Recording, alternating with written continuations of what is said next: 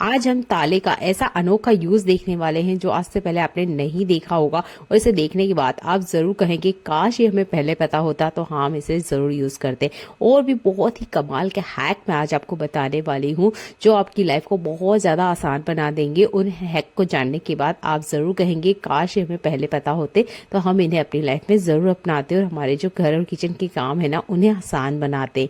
चलिए स्टार्ट कर लेते हैं आज का यूजफुल वीडियो। पहला यूजफुल टिप मेरा ताले से जुड़ा हुआ है। ताले का यूज हर घर में किया जाता है पर इसे साफ करने की तरफ शायद ही कभी कोई ध्यान देता होगा। अगर आप ताले को ध्यान से देखेंगे तो आप देखेंगे इसके ऊपर बहुत सारी चिकनाहट होती है, चिपचिपापन होता है और ऊपर से जंग भी लगा होता है। तो इस ताले को हम कैसे क्लीन करें या इस ताले को क्लीन नहीं करें तो क्या होगा। देखिए ताले को क्लीन करना बहुत ज्यादा जरूरी है क्योंकि हम जब भी घर से बाहर जाते हैं या घर में अंदर आते हैं तो ताले का लॉक खोलते हैं और इन्हीं हाथों से हम अगर गलती से कुछ खा लेते हैं तो हमारे हाथों से हमारे खाने में बैक्टीरिया जा सकते हैं। तो आपने इस ताले को जरूर टाइम टू टाइम क्लीन करते रहना चाहिए। तो इसके लिए मैं बची हुई जो चाय पत्ती होती है ना उसका यूज कर रही हूँ चाय बनाने के बाद जो बच जाती है। और इसमें मैंने यूज किया है लगभग 1 चम्मच के आसपास मीठा सोडा। तो यहाँ पर आपने मीठा सोडा जरूर ऐड करना है क्योंकि इस पे जो जंग होता है काफी चिपचिपा होता है जो कि निकलने का नाम नहीं लेता है। आपके पास सूखा कोलगेट है तो आप उसका यूज कर सकते हैं, नहीं तो आप यहाँ पर ये वाले कोलगेट का भी यूज कर सकते हैं।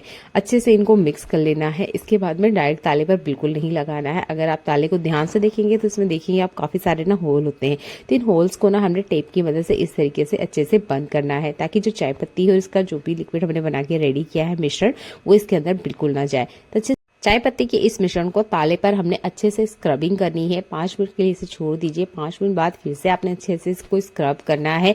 आप हाथों से ही मसाज करेंगे तो इसके ऊपर का जितना भी गंदगी है ना वो अच्छे से निकल जाता है। इस ताले को मैंने कभी पहले क्लीन नहीं किया है, पहली बार ही मैं इसे क्लीन कर रही हूँ और एक ही बार में मैं आपको अच्छा सा रिजल्ट इस पे दिखाने वाली हूँ क्योंकि चाय पत्ती बहुत अच्छा क्लीनिंग एजेंट होता है जो कि हर दाग धब्बे को अच्छे से बढ़िया से क्लीन कर देता है।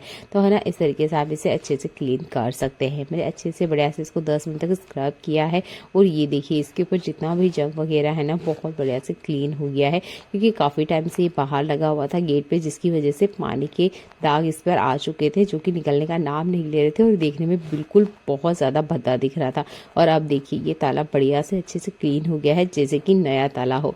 तो आप भी ना अपने घर के तालों को अच्छे से क्लीन कर सकते हैं बिना किसी खर्चे के। है ना कमाल का है। अगर ये ट्रिक आपको अच्छा लगता है तो वीडियो को लाइक करना बिल्कुल ना भूलें। अगर आप मेरे चैनल पे पहली बार आए हैं तो चैनल को सब्सक्राइब करना बिल्कुल ना भूलें।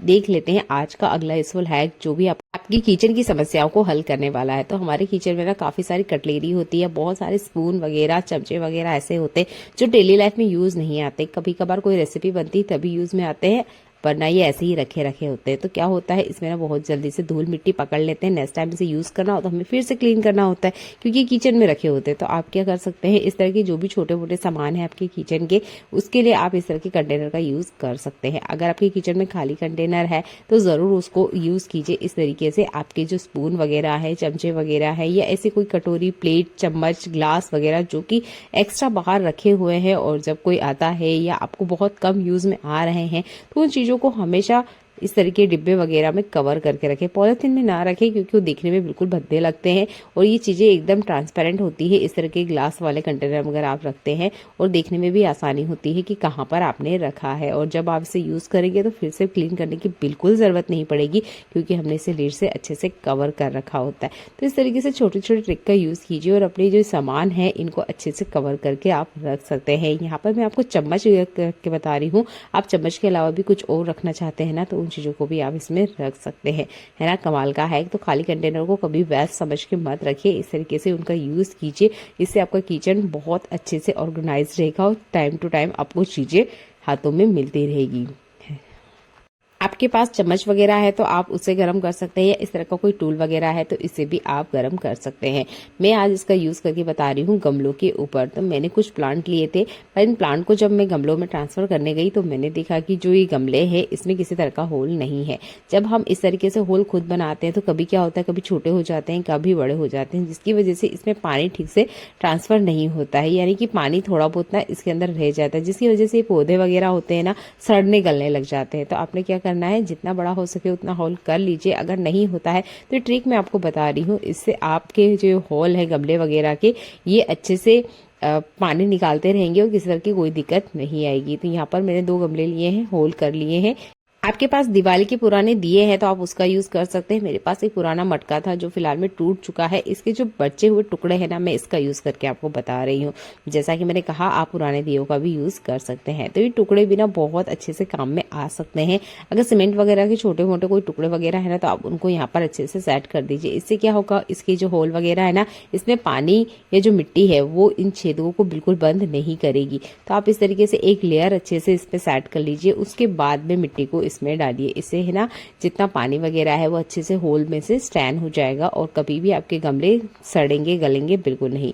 तो इस तरीके से आप अगर मटका टूट जाता है, उसके टुकड़े फेंकते हैं, तो उसका आप यूज कर सकते हैं। नहीं तो आप यहाँ दिए को भी टुकड़े में करके इस तरीके से गमले के नीचे वाले हिस्से में लगा सकते हैं। इससे कभी भी आपके गमले बिल्कुल नहीं सड़ने वाले हैं। अभी आप यहाँ देख रहे होंगे, जैसे ही मैं पानी डाल रही हूँ तो यहाँ पर ना जड़ दिख रही है और थोड़ी बहुत मिट्टी भी बाहर आ रही है। अक्सर ऐसा होता ही है, जब हम गमलों में पानी डालते हैं तो ऐसा होता है।